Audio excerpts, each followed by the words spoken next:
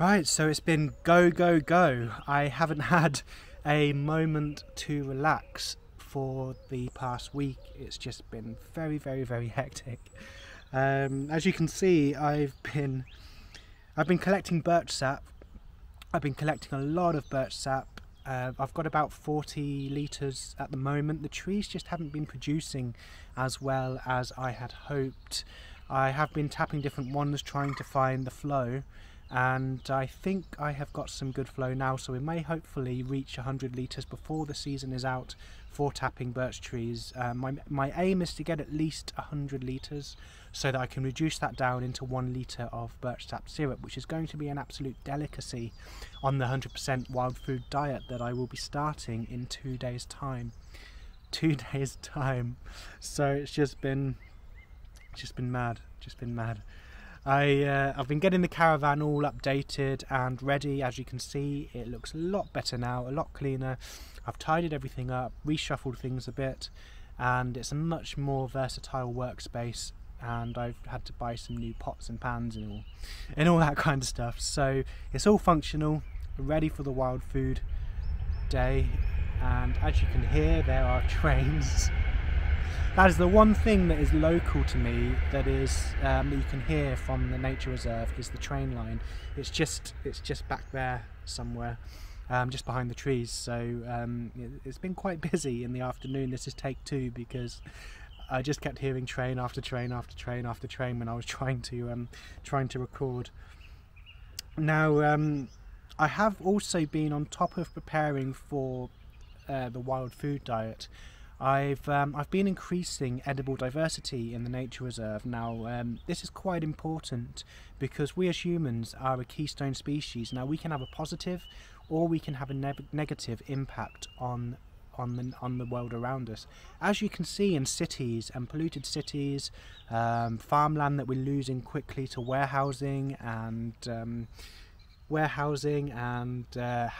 houses and all that kind of stuff. We're losing that at a very, very, very remarkable pace, and so I'm just doing my part. I've planted some rose hips, Rosa rugosa, which are the Japanese rose, and those produce rose hips like huge things, which are absolutely delicious. They're an amazing source of vitamin C, and I've planted about 8 of those in the garden, not in the field because they're not particularly wild, but they have escaped into the wild around the UK, and they're a lot nicer and a lot firmer and juicier than the dog rose, which is our native rose species.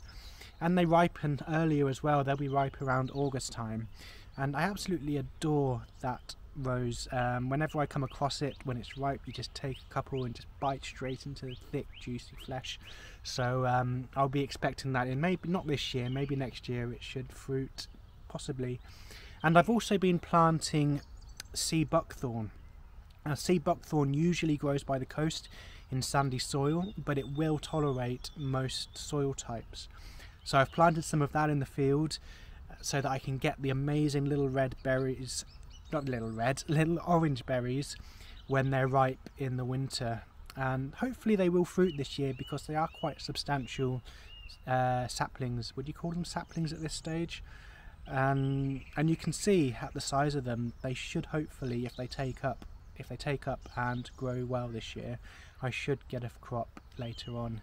And it's also good, I'm increasing this diversity of things so that I can have it to teach, because I do foraging courses around here, and it will give me that extra diversity to teach without having to go too further afield. So there's a lot more things that I do want to introduce into the field, and I will keep on top of that over the years. There's so many species, so many to add. As you can see, the wild Alexanders that started to come up near where I've planted the roses, that was an unexpected location. I just threw a bunch of seeds somewhere and I've forgotten where exactly I've thrown them. So those are growing just by the roses, which is fantastic. And I've planted a lot more seeds this year. I threw a load of Alexander seeds that I collected last year, and I've spread them around, and I'm hoping that they shall take. So getting ready for the wild food diet, there's still loads more. Like, I'm not even fully prepared. There's a lot more that I could be doing. But today I brined and salted, well, last night I brined and salted some pheasant and venison, put that in the fridge overnight, and I've taken it out this morning and I've put it into my cold smoker. The cold smoker is made out of an old freezer, and you can see I've just got a smoke generator in the bottom, and you just stick that straight in there, make some vents in the fridge, and as long as you're only cold smoking, it's not a problem to do it in there because it won't overheat and it won't melt anything. So so I smoked my venison and pheasant for about 3 hours before I took that out, sliced it up nice and thin, and put it into a dehydrator, and I'm going to cook that at maybe 60 degrees for about 8 hours. So final thoughts. I'm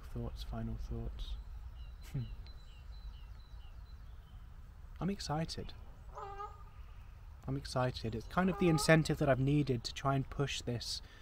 I've wanted to try it for a long time because I forage a lot. I slacked a little bit during COVID.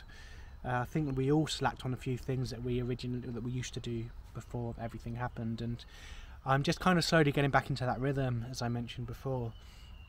So this is kind of like the perfect incentive to do that. I'm just throwing myself in the deep end like I usually love to do. It's going to be a challenge.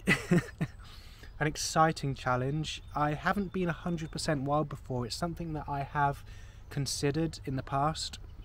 I'm very curious about it, and I am eager. Yes, I am eager to get stuck in. And as it's part of this study, it gives me some kind of motivation to kind of stick at it and see where it goes. I'm probably going to go through periods of hunger, losing weight. Times when I may want to give up because food is going to be tough to hunt and gather, and you have to try and be somewhat seasonal and try and mimic what we would have done in our hunter-gatherer days. So I am going to attempt to do as much of it through gathering and foraging and hunting as possible, but that is not always achievable, as I will be travelling and I will be working. So I'll be making some venison, some pemmican out of the venison. Oh, another train. And I will be making Apache acorn cakes, which are just acorn flour and honey and a little bit of tallow. As you can see, I have been going, leaching a lot of acorns. I've got 2 batches going. I've got to keep that up because they take a little while to leach, maybe 1 to 2 weeks, the way that I do it. So I've got to keep that going throughout at least the first month. This is the day before I will be able to eat normal food for 3 whole months. 3 whole months. Do you think you could do it?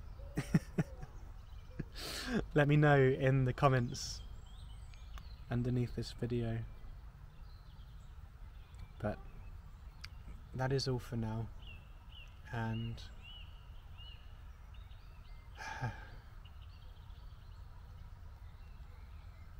Speak to you next time.